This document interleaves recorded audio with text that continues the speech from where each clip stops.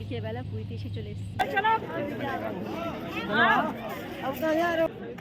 রন্ধনশালা, হ্যাঁ রন্ধনশালা আর হ্যাঁ কিচেন।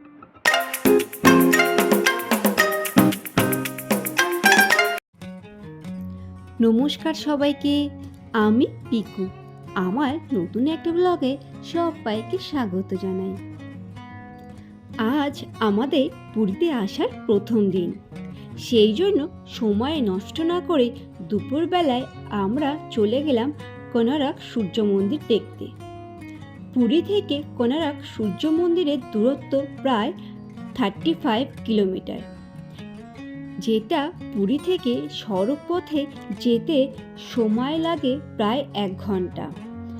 আমরা যেহেতু ফুল ফ্যামিলি ছিলাম, সেই জন্য আমরা পার্সোনাল গাড়ি করে গেছিলাম। আপনারা অটো বা গাড়ি বা ট্যুর গাইডের সাথেও যেতে পারেন। উড়িষ্যা রাজ্যে অবস্থিত এই কোনারক সূর্য মন্দিরটা অন্যান্য মন্দিরের মতোই আমাদের দেশের ঐতিহ্য বহন করে চলেছে। এই মন্দিরের মধ্যে কিন্তু অনেক অজানা তথ্য লুকিয়ে আছে। এখানকার প্রতিটা দেয়াল কিন্তু কথা বলে, সেই জন্য দেরি না করে আপনারাও চাইলে ঝটপট চলে আসতে পারেন এই কোনারক সূর্য মন্দির দেখতে। কোনারক সূর্য মন্দিরে প্রবেশ করার জন্য আপনাকে প্রথমেই টিকিট কাউন্টার থেকে টিকিট কেটে নিতে হবে, তারপরেই আপনি প্রবেশ করতে পারবেন মন্দিরের ভিতরে। এখানে টিকিট মূল্য আপনার 40 টাকা। এই মন্দিরটি ভারতে উড়িষ্যা রাজ্যে কোনারক শহরে অবস্থিত। রাজা নরসিংহদেব 1255 খ্রিস্টাব্দে এই মন্দিরটি নির্মাণ করেছিলেন। এটি সূর্য দেবতার মন্দির হলেও এখানে কোনো সূর্য দেবতার বিগ্রহ নেই। এর পিছনে লুকিয়ে আছে অনেক অজানা ইতিহাস।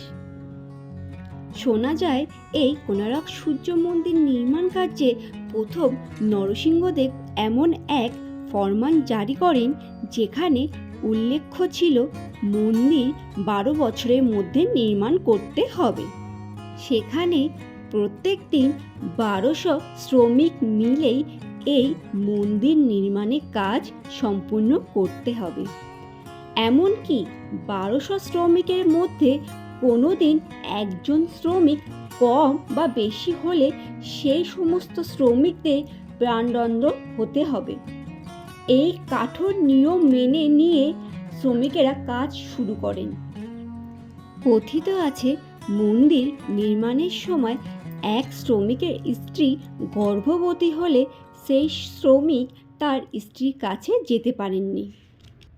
পরবর্তীকালে সেই শ্রমিকের স্ত্রী পুত্র সন্তান জন্ম দিলেও সেই শ্রমিক সেই সময় স্ত্রী পুত্র সন্তানের কাছে আসতে পারেনি। এইভাবে পুত্র ধর্মদাস পিতার সুখ থেকে বঞ্চিত হতে থাকে। পরবর্তীকালে ধর্মদাস তার মায়ের কাছ থেকে পিতার এই মন্দির নির্মাণে বাধ্যবাধকতা সম্পর্কে জানতে পারেন। তারপর ধর্মদাস পিতার সাথে দেখা করার জন্য এই মন্দিরে আসে, কিন্তু সেই সময় এই মন্দির তৈরি হতে 12 বছরের মধ্যে আর মাত্র 7 দিন বাকি ছিল। পিতাকে বাড়ি ফিরিয়ে নিয়ে যাওয়ার উদ্দেশ্যে মন্দির নির্মাণে পিতার কাজে হাত লাগায় পুত্র ধর্মদাস। বলা বাহুল্য মন্দিরের মঙ্গল ঘট তখনও স্থাপন করা হয়নি, আর সেই মঙ্গল ঘট নির্মাণ কাজে সাহায্য করেছিল এই ধর্মদাস। তারপর ঘটে যায় এক ভয়ানক ঘটনা। রাজার অদ্ভুত নিয়মে 1201 জন শ্রমিকের দ্বারা এই মন্দির নির্মাণ হয় রাজার নিয়ম লঙ্ঘন হয়। সেই জন্য 1200 শ্রমিকের প্রাণ বাঁচানোর তাগিদে ধর্মদাস মন্দিরে চূড়া থেকে ঝাঁপ দিয়ে নিজে আত্মহত্যা করেন। আর তার এই আত্মহত্যাতেই এই মন্দিরটি অপবিত্র হয়ে ওঠে। কথিত আছে 12 বছরের ছেলেটার আত্মত্যাগেই সূর্য দেবতার স্বপ্নাদেশে এই মন্দিরে সূর্যদেবের বিগ্রহ স্থাপন করতে পারেনি রাজা প্রথম নরসিংহ। আজকের ভিডিওটা আমি এখানেই শেষ করলাম। কোণার্কে সূর্য মন্দির সম্পর্কে যেটুখানি জানি আমি সেইটুখানি তথ্যই আমি আপনাদের সবার সাথে শেয়ার করেছি। ভালো লাগলে অবশ্যই পাশে থাকবেন। ধন্যবাদ সবাইকে।